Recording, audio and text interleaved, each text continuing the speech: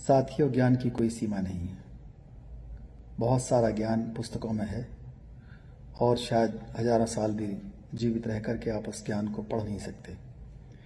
लेकिन फिर भी कुछ ज्ञान ऐसा है जो बहुत अनिवार्य है जीवन के लिए, ख़ास तौर से उन लोगों के लिए जो समाज में कुछ काम करना चाहते हैं, जो देश के लिए कुछ करना चाहते हैं, जो समाज का पुनर्निर्माण करना चाहते हैं, जो अपराध कम करना चाहते हैं, जो नैतिकता बढ़ाना चाहते हैं, जो चाहते हैं कि जन कल्याण हो, जनहित हो और अच्छे आधार पर हो, शांतिपूर्वक हो। उसके लिए कानूनी ज्ञान के लिए, ऐतिहासिक ज्ञान के लिए, वैज्ञानिक ज्ञान के लिए कुछ ना कुछ आधारभूत ज्ञान चाहिए। और वो आधारभूत ज्ञान कुछ किताबों में मिलेगा। ऐसा नहीं है कि वो अन्य किताबों में नहीं है, अन्य किताबों में बहुत लोगों के पास होगा। लेकिन कुछ चंद किताबें जो बहुत ही अनिवार्य हैं जीवन के लिए, उनको पढ़ कर के आप इस काबिल हो सकते हैं कि आप समाधान के बारे में सोचें और सिर्फ पहचान बनाने के लिए ना सोच करके आप तर्क करने लायक बने, आप कुतर्क ना करें, आप चर्चा करने लायक बने, आप सवाल करने लायक बने, आप उत्तर देने लायक बने। और ये सब सिर्फ इसलिए नहीं कि आप विरोध करना चाहते हैं किसी का या सिर्फ अपनी पहचान बनाना चाहते हैं। इसके पीछे नीयत अच्छी होनी चाहिए और वो नीयत ये है कि आप मिलजुल करके अपने ज्ञान को बढ़ाना चाहते हैं। जब चार विचार जन्म लेते हैं तो निश्चित रूप से कोई ना कोई पांचवा विचार आता है। आज हम सोचते हैं अपने हिसाब से, अपने गुरुओं के हिसाब से, अपने परिवार के हिसाब से, लेकिन महान विद्वानों की बात सुन करके हमारे विचार और परिपक्व होते हैं, इम्प्रूव होते हैं, अपने व्यक्तित्व का विकास होता है और उसका लाभ हम ही को मिलता है। हम अगर हठधर्मिता से चलेंगे, सिर्फ अपनी ही बात को सही मानेंगे, अपनी ही संस्कृति को सही मानेंगे, अपनी ही विचारधारा को अच्छा मानेंगे, तो पूरी दुनिया का कल्याण नहीं होने वाला। इस विश्व को और देश को, समाज को अगर लगातार विकसित करते रहना है तो हमको अपने पर्सनली उसके लिए ज्ञान का आदान प्रदान करना है। तो उसके लिए मैं कुछ किताबें चाहूँगा जो आपको बताऊं, जो अनुभव से सिर्फ मैं ही नहीं बताऊंगा, इनके बारे में आप अन्य लोगों से पूछ सकते हैं जो कहेंगे वाकई बहुत अच्छी है। भारतीय समस्याओं को समझने के लिए अगर आप एनाइलेशन ऑफ कास्ट को, जो बाबा साहब डॉक्टर अम्बेडकर का रिसर्च पेपर है, उसको अगर आपने नहीं पढ़ा तो निश्चित रूप से भारतीय सामाजिक और सांस्कृतिक समस्याओं को आप ठीक से नहीं समझ पाएंगे और उसका क्या समाधान है उस पर भी आप नहीं सोच पाएंगे। दूसरी पुस्तक है भारतीय संविधान। निश्चित रूप से उसके अंदर सबका कल्याण भरा हुआ है। वो चाहे अपने आप को मेजॉरिटी कहे, चाहे माइनॉरिटी कहे, चाहे जिस भी क्षेत्र का हो। कॉन्स्टिट्यूशन ऑफ इंडिया के अंदर बाबा साहब डॉक्टर अम्बेडकर ने वो सारी चीज़ें डाली हैं जो बड़े बड़े विद्वानों ने, बड़े बड़े दार्शनिकों ने अपने दर्शनों में और अपने खासतौर से भारतीय साहित्य में और भारतीय इतिहास में जो बेस्ट था, जो पूरी दुनिया के संविधानों में बेस्ट था, उस सब को बाबा साहब डॉक्टर अम्बेडकर ने भारतीय संविधान में शामिल किया। और उसको पढ़ करके खास तौर से वो जो धाराएं हैं, जो अनुच्छेद हैं फंडामेंटल राइट्स के और रिप्रेजेंटेशन के मामले, उनको जानना बहुत ज़रूरी है ताकि आप एक दूसरे के बारे में आप अन्य लोगों की जो असहमति है, जो सवाल है, उनका जवाब देने लायक लगातार बने रहें।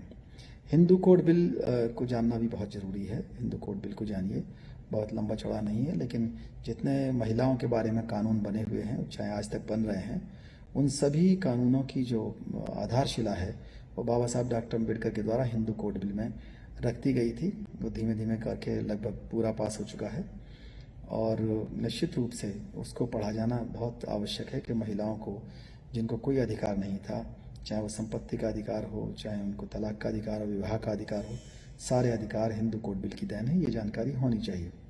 पूना पैक्ट की भी जानकारी होनी चाहिए। उस पर बहुत सी किताबें उपलब्ध हैं, इंग्लिश में भी, हिंदी में भी। डी कीर साहब की किताब है लाइफ एंड मिशन, जो एक ही किताब में आपको लगेगा कि पूरे 22 वॉल्यूम या 22 से भी ज़्यादा वॉल्यूम अब तो आ गए हैं। बाबा साहब डॉक्टर अम्बेडकर का सारा विचार, सब चीज़ का सारांश उन्होंने बना कर दिया है और ये अपने आप में एक बहुत ही प्रशंसनीय पुस्तक है, लाइफ एंड मिशन डी कीर साहब की। इसको पढ़िए, बहुत अच्छा लगेगा।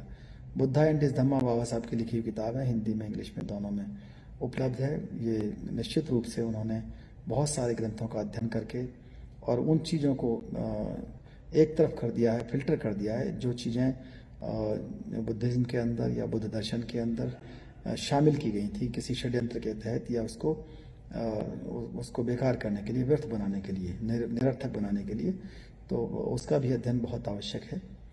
युवाल नोआ हरारी की पुस्तक है सेपियंस, जो आज नए बच्चे सब पढ़ कर के आ रहे हैं। इसमें पूरे मानव का इतिहास, उसका इवोल्यूशन का सारांश दिया हुआ है, और कई किताबें भी हैं उनकी, हरारी साहब की, लेकिन इस किताब में निश्चित रूप से बहुत आपको तर्क करने की, और ख़ासतौर से मानव किन किन संघर्षों से होकर के होमो सेपियंस बना है, इसकी जानकारी आपको होगी।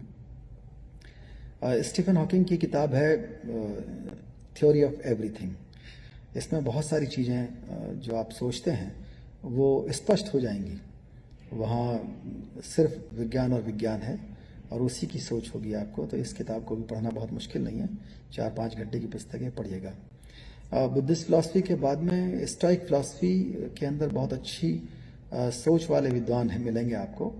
उन विद्वानों की जो समाधान हैं, जो जवाब हैं, जो मोटिवेशनल थॉट्स हैं, उनको पढ़ कर के भी आपको ऐसा लगेगा कि आप बुद्ध के बहुत नज़दीक जा रहे हैं, और एक इंटरनेशनल रिकॉग्निशन बुद्ध के विचारों की मिलनी शुरू होती है। हो सकता है आपका विचार मेल ना खाए, लेकिन फिर भी वो इग्नाइट करते हैं उन थॉट्स को, जो थॉट्स आप रोज़ सोचते हैं आज भी, और पहले भी सोचते रहे हैं। BSS की आइडियोलॉजी निश्चित रूप से इन सभी थॉट्स को मिला करके क्या समाधान निकाला जा सकता है, उसके लिए संघर्ष कर रहे हैं। तो उसका मुश्किल से 22-23 पेज का एक मैटर है, तो उसको भी पढ़ा जा सकता है, जिससे आपको बहुत लाभ मिलेगा। इंडिया आफ्टर गांधी किताब है RC गुहा साहब की, जिसमें बहुत ही ऐतिहासिक तथ्य दिए गए हैं, जो आप चर्चा करने में बहुत अच्छी तरह से उनको आप यूज़ कर सकते हैं। और एक ऐसा ग्रंथ है निश्चित रूप से जो आपको पढ़ना जरूरी है।